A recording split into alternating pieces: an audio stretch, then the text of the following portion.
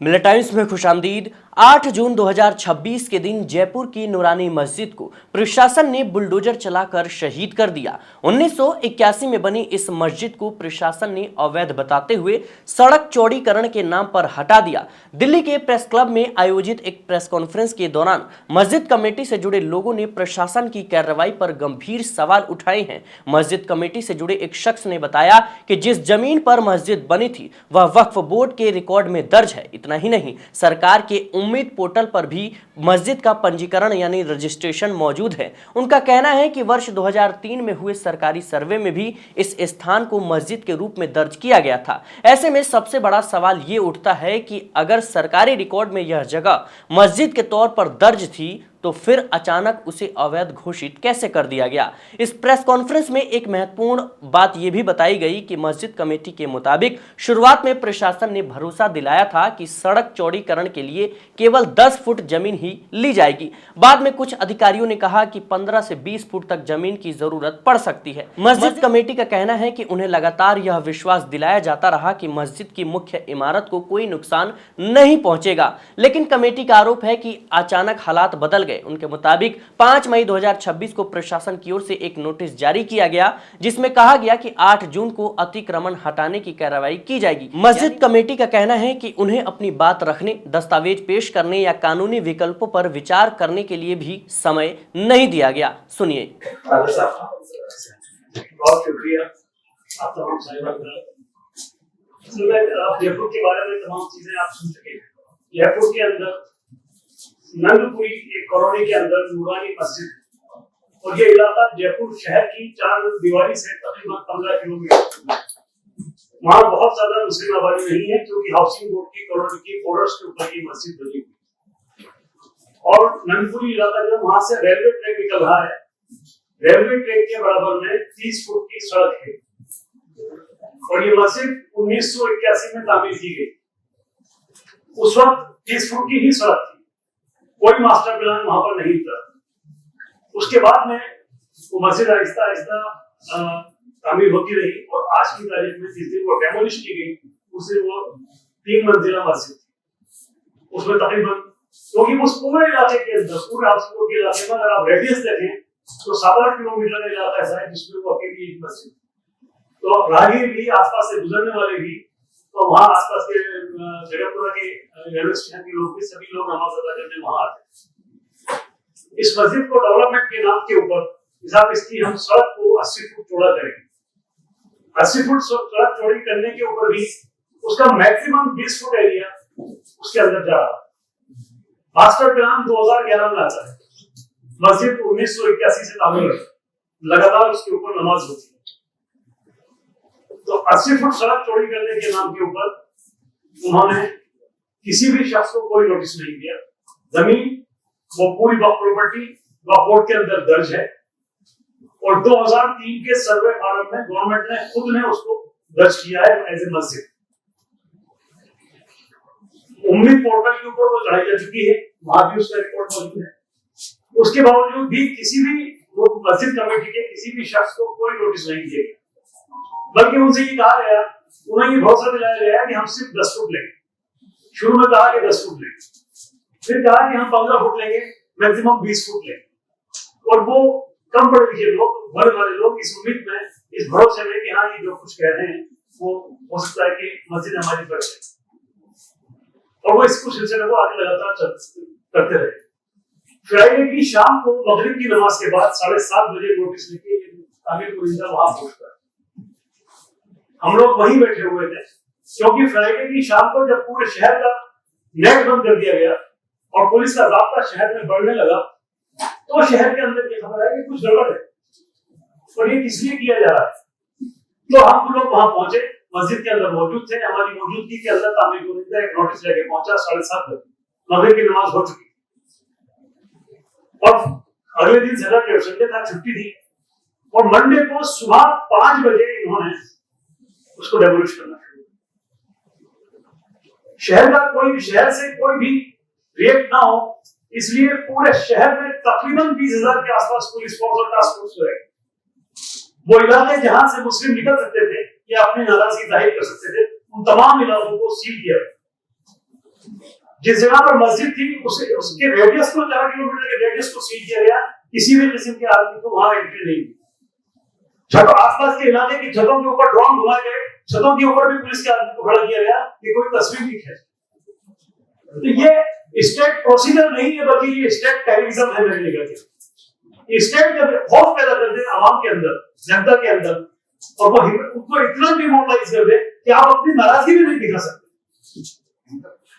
जबकि इस सिलसिले के अंदर एक मुकदमा वक्त ट्रिब्यूनल के अंदर पेश किया जा चुका था और वहां से नोटिस जारी हो गए, और जैसे ही नोटिस की तामील हुई 10 तारीख उसके अंदर फिक्स थी और उन्होंने 8 तारीख को उसको डेमोलिश कर दिया। तामील होते ही अगले ही दिन सुबह 5 बजे पूरी फोर्स लगा के उसको डेमोलिश कर और पूरी मुकम्मल डेमोलिश कर, कोई नोटिस नहीं दिया। जबकि बाकायदा खरीद शुदा प्रॉपर्टी है, तो उसके ऊपर वक्फ बोर्ड में दर्ज है, उम्मीद पोर्टल पे दर्ज है, वक्फ 2003 के वक्फ सर्वे के अंदर जो गवर्नमेंट खुद कराती है उसमें भी दर्ज। इससे ज्यादा क्या डॉक्यूमेंटेशन चाहिए गवर्नमेंट? अब अगर आपको नेशनल इंटरेस्ट के अंदर कोई काम करना ही था, तो आप जो तरीका है उस तरीके से आते। आप कंपनसेशन की बात करते, आप लोगों से चेक की बात, आप पूरा इंतजाम इस बात का किया कि कोई आदमी लीगल प्रोसीजर एडॉप्ट नहीं करता। ये तो इंतहाई तकलीफ की बात है। फिर हम किस कानून की बात करते हैं? हमारा संविधान कहां चला गया? लीगल प्रोसीजर कहां चला गया? सुप्रीम कोर्ट ने जो ऑर्डर पास किया, क्या 15 दिन पहले ऑर्डर पास, आप 15 दिन का नोटिस दोगे, नोटिस देके सुनवाई करोगे, सुनवाई करने के बाद में जो फैसला आता है उसकी भी अपील करने का टाइम दोगे और फिर कोई कार्रवाई करोगे। और इसी ऑर्डर को, इस ऑर्डर को दिखाकर हम विजयनगर के अंदर भी अभी कुछ दिनों पहले, 2 साल पहले राजस्थान के विजयनगर के अंदर एक कम्युनल इशू बना, उसके ऊपर इन्होंने 5 मस्जिदों को, 4 मकानों को, कब्रिस्तान को नोटिस दिया। तो हमने गवई साहब के इस ऑर्डर को दिखा के हाई कोर्ट में 5 रिट लगाए, वहां से हमने स्टे करा लिया। तो गवर्नमेंट जानती थी इस बात को कि अगर लीगल प्रोसीजर में एडॉप्ट किया गया है या लीगल प्रोसीजर एडॉप्ट करने का मौका दिया गया तो इस पे हो जाए। तो कोई मतलब ये क्या क्या तरीका है कि आप नोटिस पे डेट डालते हैं 11 तारीख की, उसकी सर्विस करते हैं 16 तारीख को और डेमोलिश कर देते हैं 18 तारीख। तो एकदम वेल प्रिपेयर्ड ऑर्गेनाइज सिस्टम है पूरा का पूरा। अभी बारडोली के बारे में आगे मेरे साथी बताएंगे, मैं उसका थोड़ा सा इंटरेस्ट करता हूँ आपको कि बारडोली में आपने कहा कि बीएसएफ की सिक्योरिटी प्रोटोकॉल मिलेगी, तो वहां पर आप टारगेट क्यों कर रहे हैं? सिर्फ एक ही कम्युनिटी के लोगों को क्यों कर रहे हैं? और भी गांव में और भी लोग हैं, और भी मजहब के इबादत गाह हैं, आप किसी को टच नहीं कर रहे। तो ये तो बहुत सोच समझ के प्लान करके ऑर्गेनाइज तरीके से, पर्टिकुलरली मुस्लिम के खिलाफ किया जाने वाला एक काम है। और ये सिर्फ वो काम ही नहीं कर रहे हैं, बल्कि पूरी कहिए की पूरी कम्युनिटी को डिमोरलाइज करने की कोशिश की जाए। तो हम तमाम साथियों से, स्पेशली मीडिया से, हम उम्मीद करते हैं कि मीडिया देश का फोर्थ पिलर है। और मीडिया मेरी निगाह में तो मीडिया का, आप कहिए कि मीडिया की शुरुआत भी इसीलिए हुई थी कि जो कुछ सरकार जुल्म कर रही है वो सबके सामने आना चाहिए। जो पब्लिक के लिए जो सरकारी फैसिलिटीज है वो पब्लिक के सामने आनी चाहिए। तो हम आप सब साहिबान से उम्मीद करते हैं कि इन चीजों को लेके आए कि मुल्क कैसे नहीं चला करते। मुल्क तो सबका है, सबने कुर्बानी दी है और कुर्बानी देने पर आजमाइए ना। अगर कोई शक है तो इस कौम को कुर्बानी देने पर दोबारा आजमाइए, खोलिए बीएसएफ के बॉर्डर चेक करिए, आइए देखा कितने लोग आते हैं, कौन पीछे हटता है। आज भी सबसे ज्यादा नाम हमारे ही लिखे हुए हैं इंडिया गेट के ऊपर, और फिर आप मौका देंगे तो फिर से ज्यादा लिखे जाएंगे इंशाल्लाह। ये अवाम कभी कुर्बानी देने में पीछे नहीं हटी, लेकिन ये हमारे वजूद का सवाल है। ये सिर्फ एक मस्जिद का सवाल नहीं है, ये मुस्लिम कौम के वजूद का सवाल है कि आप अगर हमें शलवार कमीज पहनने में एतराज करें, आप हमारे टोपी पहनने में एतराज करें, आप बॉम्बे की मस्जिद के सामने योगा करने में तो आपको खुशी है, उस दिन रोड जाम हो रहा है तो आपको एतराज नहीं है, लेकिन अगर 10 मिनट की नमाज पढ़ लें तो सबको एतराज है। ये क्या जहन है? इस तरह तो मतलब मुल्क में नहीं चला करते। ये सब चीजें तो कुछ दिनों में होती है, खत्म हो जाती है। हम सदियों से रहते आए हैं, हजारों साल से इस मुल्क में रहते आए हैं। इस मुल्क में कोई कौम खत्म नहीं हुई है, और हम उम्मीद करते हैं कि इन चीजों से इंशाल्लाह कोई कौम खत्म भी नहीं होगी, हम डिमोरलाइज भी नहीं होंगे, आप यकीन से कह सकते हैं। लेकिन तकलीफ में है कि हम अपने साथियों को, अपने बच्चों को, अपने छोटों को या ये कहिए कि जो हमारे बराबर के ज्यादा समझदार नहीं है उनको समझाना हमारे लिए मतलब एक मुश्किल सा काम हो गया है कि हम कब तक उन्हें ये कहें कि नहीं भाई कानून का रास्ता अपनाइए। हम आज भी यही कहते हैं कि कानून ही वो है जिससे हम आगे बढ़ सकते हैं। मैं तो यहाँ तक कहता हूँ कि तमाम चीजें जो है वो एक तरह से प्रमोट करने के लिए कोशिशें की जा रही हैं। वो चाहते हैं कि आप इनके इंतजार में ट्रैक हो जाए और सड़कों पर उतरिए आए। और जब सड़कों पे जब हम शांतिपूर्वक भी कोई हम मुजाहरा करना चाहते हैं तो हो सकता है उसमें 10-20 लोग बाहर के आ जाए और हमारे खिलाफ कोई काम करें। ये सब चीजें एक साजिश में बाकायदा रची जा रही है। वो पूरी कौम को डिमोरलाइज करने की कोशिश की जा रही है, हमारी बंदरगाहों को तबाह किया जा रहा है। ये मुनासिब नहीं है किसी भी मुल्क के लिए, किसी भी मिल्लत के लिए, किसी भी शहर के लिए। मैं तमाम साथियों से दरख्वास्त करता हूँ, आपसे प्रार्थना करता हूँ, इन चीजों को आप जितना हो सकता है इतना दिखाएं, हक बात दिखाएं, सही बात दिखाएं, और जो कानून कहता है उसका सब लोग पालन करें। हम भी तो उसी कानून को पालन कर रहे हैं। आपने कहा कि ट्रैफिक जाम हो रहा है, मैंने एक प्रेस कॉन्फ्रेंस जयपुर में भी गई, आपने कहा कि शहर से 20 किलोमीटर दूर ट्रैफिक जाम हो रहा है इसलिए हम सड़क चौड़ी कर रहे हैं। लेकिन जयपुर शहर की चार दीवारी के अंदर बड़ी चौपड़ से चांदपोल के बीच में 3 मंदिर है, उनके बारे में ख्याल क्यों नहीं आया? वो बिल्कुल सेंटर में है, उस 2-3 मंदिरों में हमें उससे भी एतराज नहीं है। पुराने हैं, आस्था है, आप इंतजाम कर लीजिए, कोई मकान ले लीजिए। और ये तरीका तो बिल्कुल गलत है कि आप हमारे साथ हैं।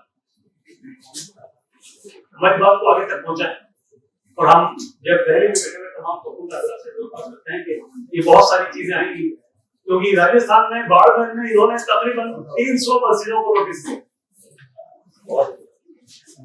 50 किलोमीटर की चौड़ाई में, बॉर्डर से 50 किलोमीटर की चौड़ाई में ये नोटिस दे रहे हैं।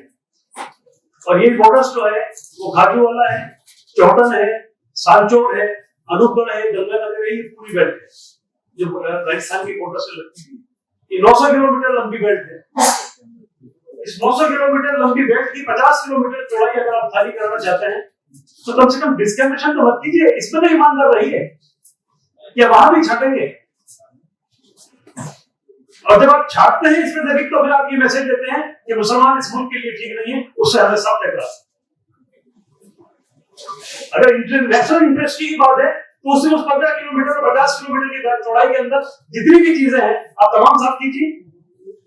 लेकिन आप क्या इशारा कर रहे हैं? सिर्फ मस्जिदों को डेमोलिश करके क्या इशारा कर रहे हैं? कि मुसलमानों से देश को खतरा है। तारीख देखिए, जहां इस मुल्क को मुसलमानों से कभी खतरा नहीं रहा और ना रहेगा इंशाअल्लाह। बहुत शुक्रिया साजिद साहब। अगर आप चाहते हैं कि मीडिया के मैदान में हमारी कोई आवाज़ बने, मिल्लत टाइम्स मजबूत हो और इसी तरह आज़ादी के साथ ये इदारा काम करता रहे, तो आपको इसकी मंथली मेंबरशिप और सब्सक्रिप्शन लेनी होगी। ज़्यादा नहीं, महीने में 99 या 299 की भी आप मेंबरशिप लेंगे, ये इदारा मजबूत बनेगा। आपकी आवाज़ को इसी तरह मिल्लत टाइम्स उठाता रहेगा।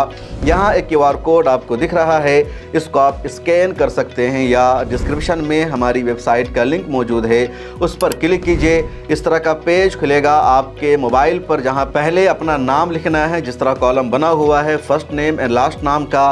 उसके बाद फ़ोन नंबर आपको लिखना है, उसके नीचे ईमेल ID आपको अपनी डालनी है, उसके नीचे I डिक्लेयर लिखा हुआ है जहां आपको टिक कर देना है। नीचे आ जाएंगे, पे नाउ का बटन मौजूद है, जैसे ही आप क्लिक करेंगे UPI एप्लीकेशन खुल जाएगा, खा गूगल पे हो, फ़ोन पे हो, पेटीएम हो या कुछ और हो, और वहां से आगे जो पेमेंट का प्रोसेस है उसको कंप्लीट करना है।